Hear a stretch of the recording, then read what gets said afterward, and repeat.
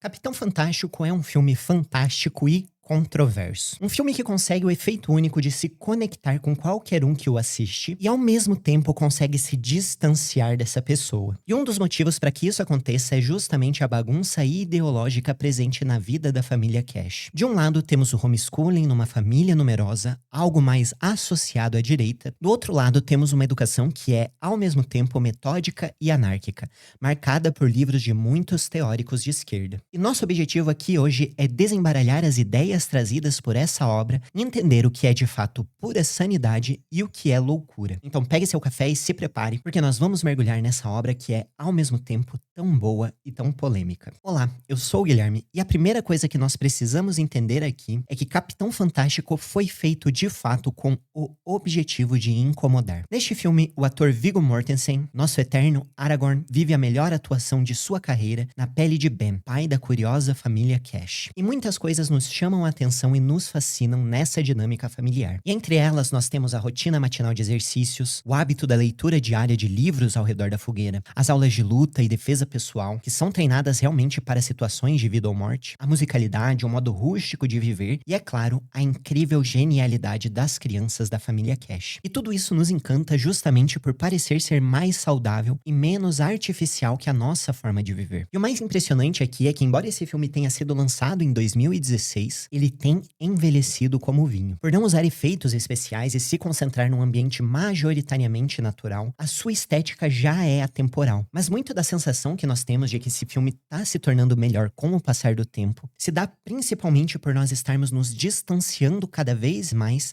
da realidade que é retratada ali. Na verdade, nós nos sentimos cada vez mais como a família da Harper, que é a cunhada do Ben que eles acabam visitando no meio da história. Isso porque na família delas normas sociais são seguidas à risca e nada pode estar fora do lugar. A família dela é um lugar onde parecer ser bom importa muito mais do que ser de fato uma pessoa boa. E esse é um espelho perfeito da sociedade na qual a gente vive, onde o politicamente correto é levado até as últimas circunstâncias. E é justamente por isso que se torna um alívio assistir à rotina dessa família tão diferente. E esse alívio acontece de tal forma que uma parte de nós gostaria de fato de fazer parte dessa família e de ter sido criado da forma com que o Ben cria os filhos dele. Mas nem tudo são flores, e com o desenrolar dessa história, nós vamos entendendo que existem inúmeros problemas nessa dinâmica familiar que são muito difíceis de serem contornados. E é justamente a partir desses problemas que nós vamos conseguir desvendar a bagunça ideológica que guia essa família. Então vamos falar agora dos problemas inerentes à família Cash. E o primeiro deles é, evidentemente, o completo isolamento social no qual eles estão inseridos. E veja bem, eu quero destacar primeiramente que o problema aqui está muito longe de ser o fato das crianças não irem para a escola. Isso porque depois que nós saímos do colégio, nós acabamos romantizando um pouco e acabamos esquecendo que a forma com que a escola incentiva os alunos a socializarem está bem longe de ser perfeita e, em muitos casos, essa socialização acaba se tornando uma verdadeira fábrica de traumas. E um livro que nos faz entender de maneira muito real por que isso acontece é o livro O Senhor das Moscas. E o que esse livro nos mostra é algo que a gente acaba percebendo de maneira meio intuitiva quando a gente vive no ambiente escolar, que é justamente o fato de que quando você coloca uma grande quantidade de crianças da mesma idade para socializarem, o bullying vai surgir de maneira praticamente natural. E é por isso, inclusive, que o ambiente escolar é o único ambiente do qual a gente ouve falar do bullying. E são poucos os alunos que saem ilesos dali, independente do colégio ser público ou particular. Na semana que eu estou gravando esse vídeo, a gente acabou recebendo a triste notícia de um colégio em Portugal onde um brasileiro que estava sendo vítima de bullying acabou tendo 2 dedos amputados por colegas de classe. E o pior, essa escola de Portugal, para não perder o prestígio que ela tem, vem defendendo os alunos que fizeram bullying e adotou a tese de que aquilo foi um simples acidente que aconteceu enquanto as crianças estavam brincando. E todo mundo que passou pelo colégio já viu algo parecido acontecer. E mesmo que a gente deixe essa parte do bullying de lado, a gente percebe que a grande maioria das pessoas, das crianças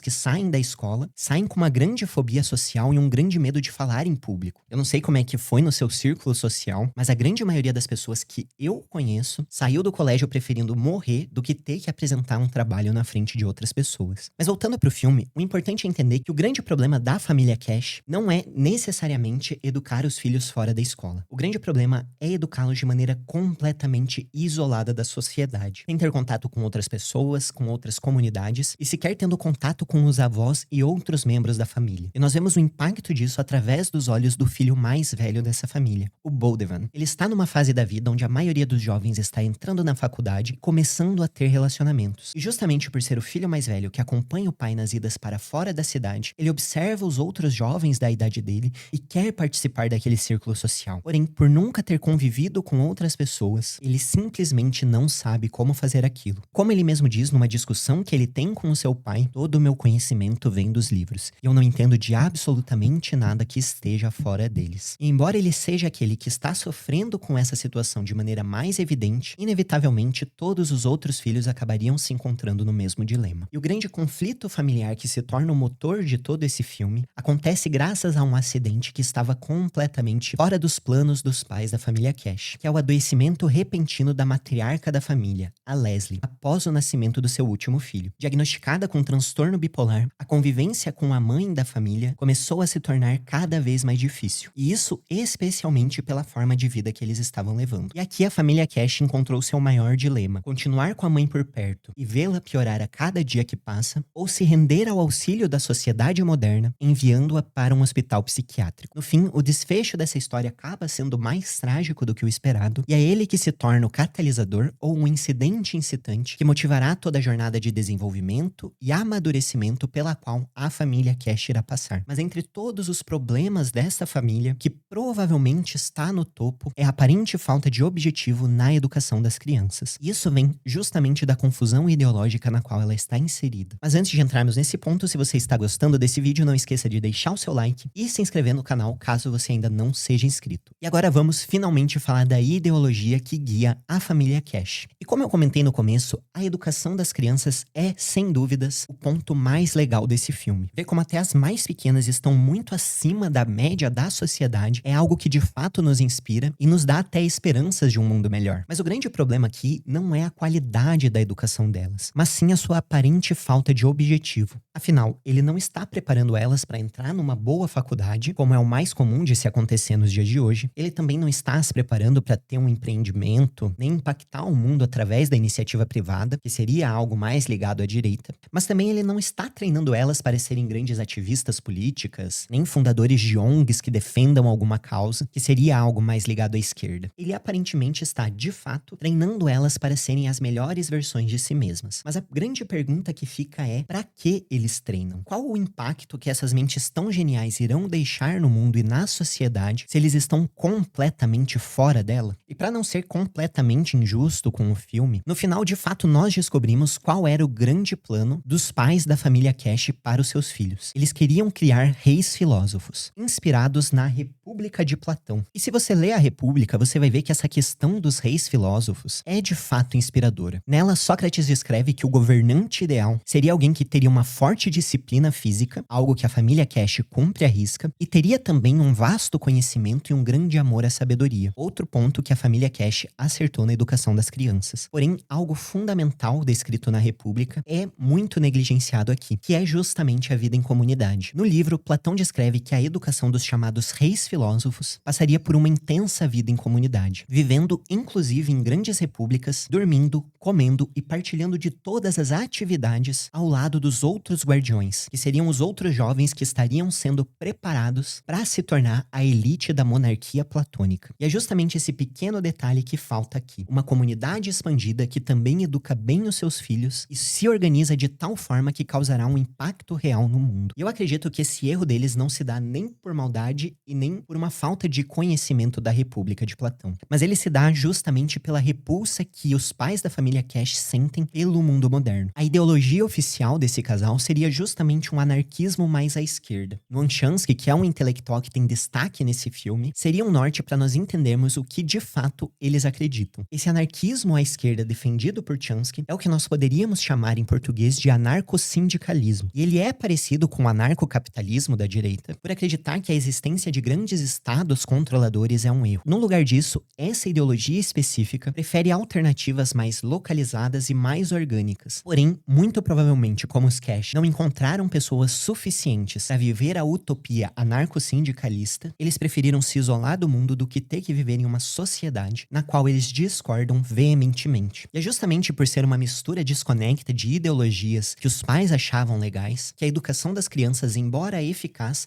pode acabar se tornando inútil justamente por não ter um norte. Misturar as ideias de Platão, que queria formar uma monarquia, com as ideias de Chomsky, que queria um anarquismo meio socialista, e somando isso à exposição das crianças a livros que não necessariamente são adequados para a idade que eles estão, acabou se tornando a receita para a falha que o Ben acabou tendo que admitir que aconteceu quando nós chegamos no final dessa história. Mas embora esse provavelmente tenha sido o maior erro da família Cash, eu quero te fazer uma pergunta. Será que isso de fato foi um erro? E é nessa pergunta que nós encontramos a grande beleza desse filme. Ele nos mostra que nós chegamos num ponto civilizacional, no qual mesmo uma educação anárquica isolada da sociedade, onde os pais aparentemente não têm muita ideia do que estão fazendo, acaba sendo em vários pontos muito melhor do que a educação formal oferecida e controlada pelo Estado. O filme nos mostra que, apesar da falta de tato social, as crianças da família Cash são muito mais inteligentes, sagazes, preparadas e educadas do que os filhos da cunhada, que estudam nos melhores colégios, mas vivem jogando videogame, comem mal e conseguem domar seus pais fazendo birras e chantagens. E pode até ser que os Cash não conheçam os filmes da moda e nem tenham muito tato social, mas isso em uns 2 meses de imersão na cultura moderna eles conseguem recuperar. Agora, por outro lado, todo o conhecimento e virtude que eles desenvolveram ao longo da sua juventude